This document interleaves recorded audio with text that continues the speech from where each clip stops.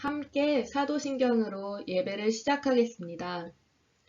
나는 전능하신 아버지 하나님, 천지의 창조주를 믿습니다.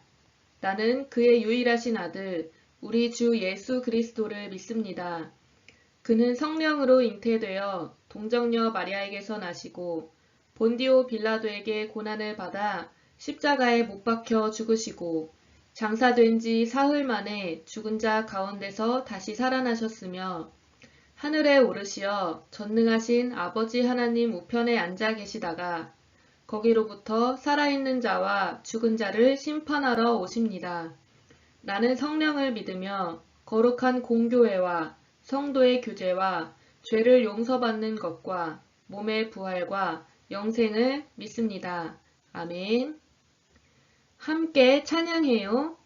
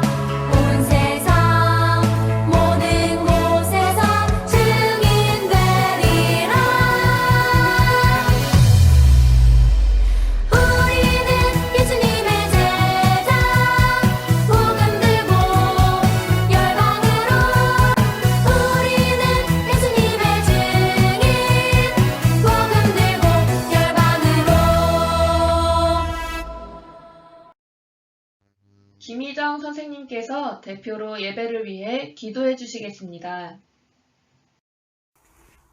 기도하겠습니다.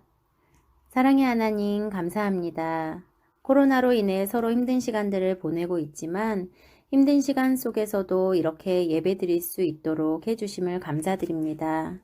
하나님, 이 예배에 함께하는 우리 통합아동부 친구들과 선생님들 늘 지켜주시고 우리가 만나지 못한 시간에도 우리 선생님들과 전도사님과 친구들에게 건강 허락해 주시고 지켜주세요. 오늘 전도사님께서 말씀 전해주실 때에 그 말씀으로 힘을 얻게 하시고 한 주를 잘 살아갈 수 있도록 허락해 주세요. 우리 전도사님께 은혜 내려주시고 남은 시간도 우리와 함께 해주세요. 우리 모두가 만나서 예배드릴 수 있는 그날이 속히 오길 바라오며 예수님 이름으로 기도드립니다. 아멘. 오늘의 말씀은 사도행전 9장 3절부터 9절입니다. 사울이 길을 가다가 다메섹에 가까이 이르더니 호련히 하늘로부터 빛이 그를 둘러 비추는지라. 땅에 엎드러져 들음에 소리가 있어 이르시되 사울아 사울아 내가 어찌하여 나를 박해하느냐 하시거늘 대답하되 주여 누구시니이까 이르시되 나는 내가 박해하는 예수라. 너는 일어나 시내로 들어가라. 내가 행할 것을 내게 이를 자가 있느니라 하시니 같이 가던 사람들은 소리만 듣고 아무도 보지 못하여 말을 못하고 서 있더라. 사울이 땅에서 일어나 눈은 떴으나 아무것도 보지 못하고 사람의 손에 끌려 다메섹으로 들어가서 사흘 동안 보지 못하고 먹지도 마시지도 아니하니라. 아멘.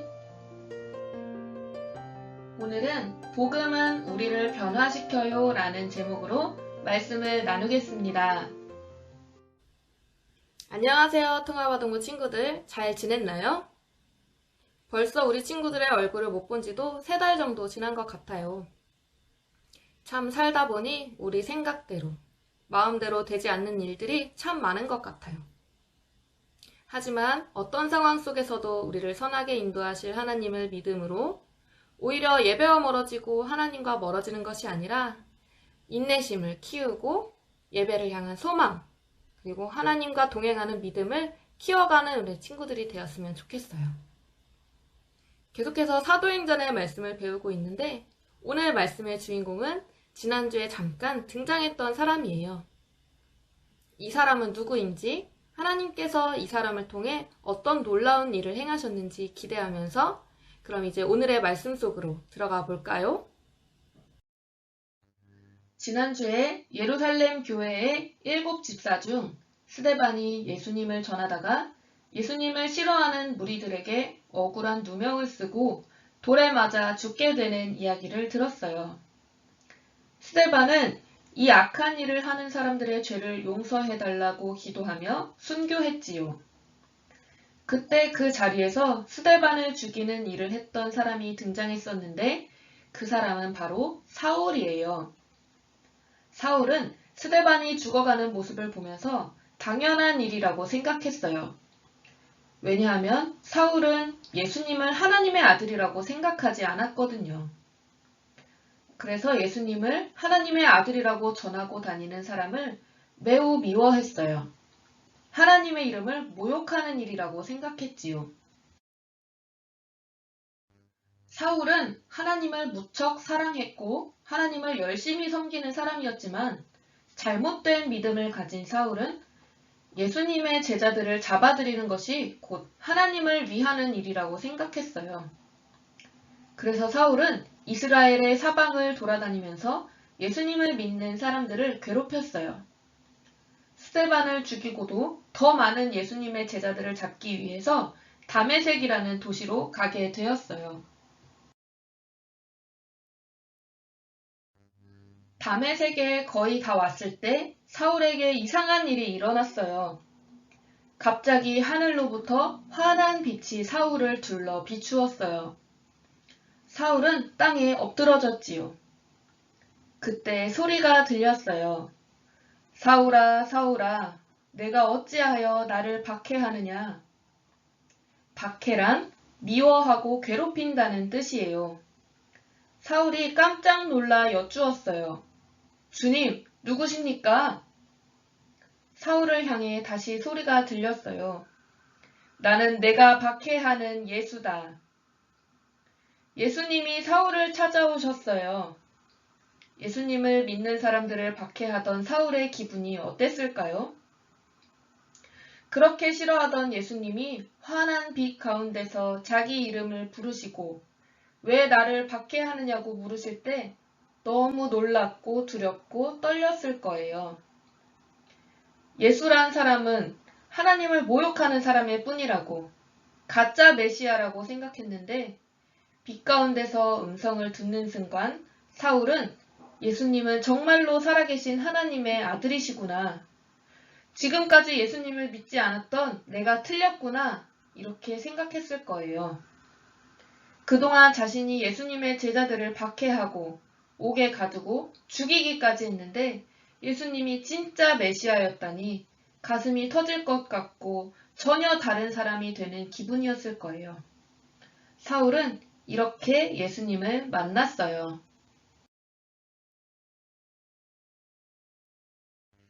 예수님은 사울에게 일어나 시내로 가라고 하셨어요. 앞으로 사울이 어떤 일을 해야 할지 알려줄 사람이 있다고 하셨지요. 예수님을 만난 후 사울은 눈을 떴지만 앞을 볼 수 없었어요. 그래서 3일 동안 보지도 못하고 먹지도 않으며 기도했어요. 다메섹에는 예수님의 제자인 아나니아라는 사람이 있었는데 하나님께서 아나니아에게 집가라고 하는 길에 유다의 집이 있는데 그곳에서 기도하고 있는 사울을 찾아가서 안수기도를 하고 세례를 해주라고 말씀하셨어요. 사울이라면 예수님의 제자들을 잡아 박해하는 사람이기에 사울이 어떤 사람인지 이미 소문이 나 있었지요. 심지어 그 사울이 제자들을 박해하러 다메섹까지 온다는 소문이 나 있었어요. 아나니아는 그런 사울을 제 발로 직접 찾아가라니 너무 무서웠지요. 그때 하나님께서 이렇게 말씀하셨어요. 사울은 내 이름을 이방인들에게 전하기 위해 택한 나의 그릇이다. 하나님께서는 예수님을 미워하던 사울을 복음 전도자로 쓰려고 선택하셨어요.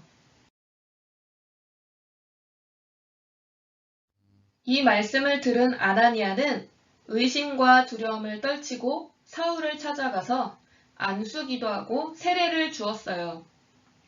그러자 사울의 눈에서 비늘 같은 것이 벗겨져 다시 보게 되었어요. 예수님을 만난 사울은 완전히 다른 사람이 되었어요. 하나님은 하나님 나라에 아무 쓸모 없을 것 같던 사울을 놀라운 방법으로 만나주셔서 복음을 전하는 그릇으로 사용하셨어요. 예수라는 이름만 들으면 성을 내며 제자들을 잡으러 다니며 박해하기에 앞장서던 사울이 이제는 예수님을 직접 만나 예수님의 살아계심을 증거하는 증인이 된 거예요. 이전에는 영적으로 앞을 보지 못하는 것과 다름없었으나 예수님을 만나 올바른 영적인 눈을 떠서 예수님의 참 모습을 보게 되었어요. 이후 사울의 이름은 로마식 이름인 바울로 불리며 전도 여행을 하며 예수님의 이름을 널리 전했어요. 하나님이 아나니아를 통해 들려주신 것처럼 예수님의 이름을 이방인에게 전하기 위한 그릇으로 도구의 삶으로 살아가기 위해 자신이 죽였던 스데반처럼 목숨을 아끼지 않으며 예수님을 전했어요. 제사장들에게 배신자라고 손가락질을 당하고 죽음의 고비도 여러 번 맞으면서도 예수님 전하기를 포기하지 않았어요. 예수님의 제자들이 변화되었던 것처럼 사울도 전혀 다른 사람으로 다른 삶을 살게 되었지요. 이처럼 복음은 사람을 변화시키는 놀라운 힘이 있어요. 사울을 놀랍게 부르셨던 예수님은 오늘 이 말씀을 듣는 우리에게도 말씀하세요. 하나님은 우리 한 명 한 명을 부르셨어요. 우리를 변화시키시고 우리를 사용하기 원하세요. 우리가 어떤 모습이든지 하나님은 우리를 변화시켜 복음을 전하는 도구로 사용해 주실 거예요.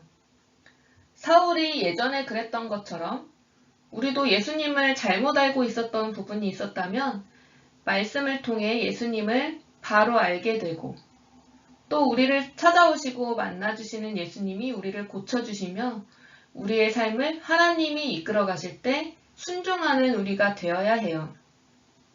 그래서 사울처럼 내가 먼저 복음으로 변화되고 복음의 그 놀라운 힘으로 내 주변의 다른 사람들까지도 변화시키는 사울, 즉 사도 바울과 같은 삶을 살아가는 우리 모두가 되기를 소망합니다. 말씀을 기억하며 함께 이렇게 기도할까요?